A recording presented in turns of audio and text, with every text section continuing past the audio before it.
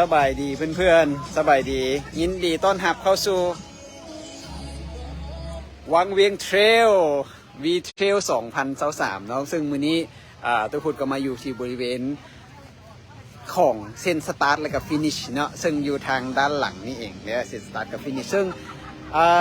จริงๆแล้วมือเศร้านี่แมนระยะ86กิโลเมตรถือว่าได้ปล่อยตัวออกไปแล้ว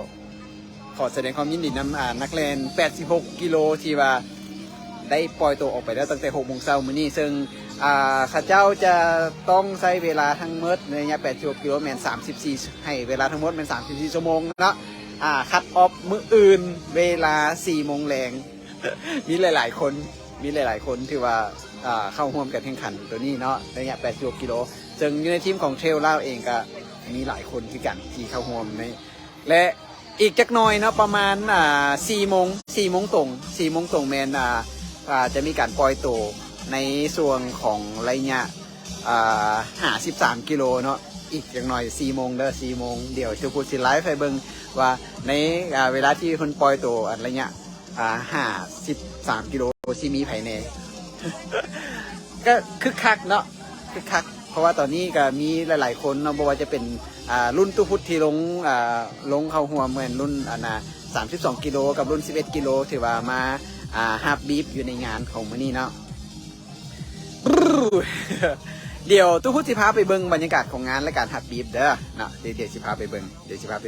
วไปเบิ่งน้ำกันเลยโอเคอันแรกนี้จะเป็นคอสแมปเนาะคอสแมปของระยะ11กิโล32และ53กิโลเนาะก็ตามนี้เลย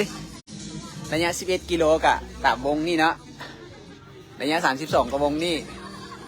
ขันไปฮอด53ก็แม่นตรงฮอดวงนั่น86 ไปยาวน้อยนึงเนาะระยะ86กิโลนี่จะบอกแต่ละจุดละเอียดว่าเช็คพอยต์แต่ละจุดแม่นอยู่ใส่เนาะแล้วก็จะมีการบอกเรียนว่าแต่ละจุดมีจุดให้น้ำจุดบริการอาหารจุดบริการ First Aid จังใดเนาะและที่สำคัญงานนี้เนาะ Asia Trail Master นะจะได้คะแนนสะสม Asia Trail Master อยู่ตัวนี้นำพร้อมเนาะแต่ทางด้านนี้ก็เป็นในส่วนของสปอนเซอร์ต่างๆเนาะที่ร่วมกันจัดงานนี้นะ Trail Run วังเวียงนะส่วนตรงนี้จะเป็นพวกelevation gain หรือว่าระดับความสูงเนาะก็คือตอนนี้มันอยู่ที่V11 หรือก็คือระยะ11กิโลเนาะความสูงสุดมันมีแต่513เมตรเนาะบ่ได้สูงหลายแล้วก็มีจุดเช็คพอยต์จุด A1 เนาะให้เวลา6 ชั่วโมงเดิน11กิโลและต้องคัดออฟเวลา12 โมงต้องมาเข้าเส้นชัยเนาะต่อมาเป็นระยะ32กิโลก็เริ่มจากโรงเรียนนาคาเนาะนี่เนาะแล้วก็มีจุดเช็คพอยต์อยู่จุด A1 แล้วก็มีจุดเช็คพอยต์อยู่ที่ประมาณกิโลที่16เนาะ A2 แล้วก็จะมีเช็คพอยต์อยู่ประมาณกิโลที่23หรือ23เนาะเช็คพอยต์ที่ AC เนาะซึ่งอยู่ในนี่จะมีอาหารและก็เครื่องดื่มและก็หมักไม้ต่างๆแล้วก็จุดนี้จุดสูงสุดเนาะก็คือ522เมตรของจุดสูงสุดของระยะ32กิโลแล้วก็กลับมาที่เช็คพอยต์ A1 แล้วก็เข้ามาเซ็นไซส์ซึ่งV32 หรือระยะ32กิโลเมตรคัดออฟที่15 โมงเนาะหรือว่าบ่าย 3นั่นเองให้เวลา10 ชั่วโมง ให้มาหลายเนาะelevation gain สำหรับระยะ32กิโลเมตร1,303 เมตรนะ1,303 เมตรต่อไปแมนระยะ53กิโลผู้หลายหน่วยเติบเนาะ โอ้ระยะสูงสุดแมน1,156 เมตรเนาะ1,156 เมตรเนาะแล้วก็อยู่ที่เช็คพอยต์2อยู่แมนจุดตัวนี้ยังบ่สูงทอภูหน่วยธมิตรเนาะก็จะอยู่ตัวภูที่มีน้ำตกของน้ำแทมนั่นเองนะแล้วก็ขับเข้ามานี่นะคัตออฟของระยะ53กิโลเมตร16 โมงหรือว่าเวลา4 โมงตรงนะได้คะแนนสะสมของ Asia Trail Master พร้อมและก็ระยะ86 ระยะ86กันยาวระยะไก่ที่สุดเนาะบ่อยากอธิบายเลยว่าสิเมื่อยซ้ำใดเนาะตอนนี้บุว่านักแลนของเฮาที่ปล่อยตัวตั้งแต่6 โมงแล้วไปฮอดใส่แน่เนาะถึงจะมีแต่ละจุดจะมีเช็คพอยต์แล้วก็มีจุดให้บริการอาหารอย่างต่างๆเนาะซึ่ง86 กิโลก็แม่นจะคัดออฟในเวลา16 โมงหรือว่าเวลา4 โมงนะ4 โมงต้องกลับมาฮอดเส้นใสบ่ซันจะบ่จบเด้อเนาะสำหรับระยะ86 กิโลเมตรให้เวลาทั้งหมด34 ชั่วโมง34 ชั่วโมง34 ชั่วโมงนะสูงสุดเมนระยะสูงสุดไฮพีคเมน 1,348 เมตรภูที่สูงสุดนะโอ้เดี๋ยวเขาสิไปเบิ่งบรรยากาศฮับบีฟกันนะตอนนี้ก็มีนักกีฬาจากเพื่อนบ้านมาฮับบีฟกันหลายๆคนนะอันนี้จะเป็นรายชื่อของคนที่ลงทะเบียนเนาะระยะ11 กิโลเมตรนะมีไผ่เนระยะ11 กิโลเมตรมีทั้งหมดจากคนว่า175เนาะมี175คนเนาะสำหรับระยะ11 กิโลเมตรเนาะน่าจะมาร่วมหมดคนเนาะปล่อยตัวเวลา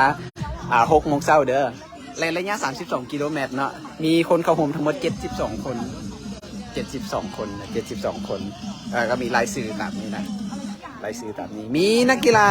เข้าร่วมการแข่งขันหลายประเทศเนาะจะมีทั้งแน่นอนจากลาวเฮาเนาะหลายกว่าหมู่เอาลองลงมาก็แม่นนักกีฬาจากประเทศไทยแล้วก็นักกีฬาจากประเทศสิงคโปร์มาเลเซียเนาะเยอรมันอย่างต่างๆเท่าที่เห็นเนาะอย่าลืมเด้อเดี๋ยวมื้ออื่นเพิ่นสิมาจัดการพวกไหน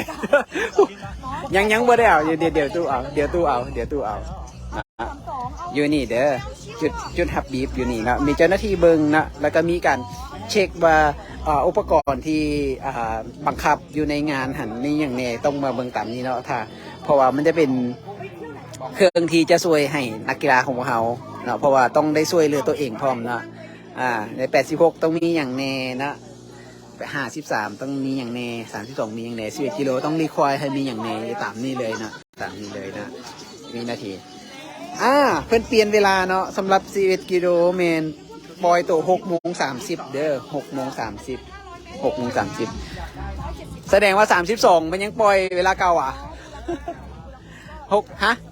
5 โมงเช้าคือเก่าเนาะ5 โมงเช้าคือเก่านะนี่เด้อ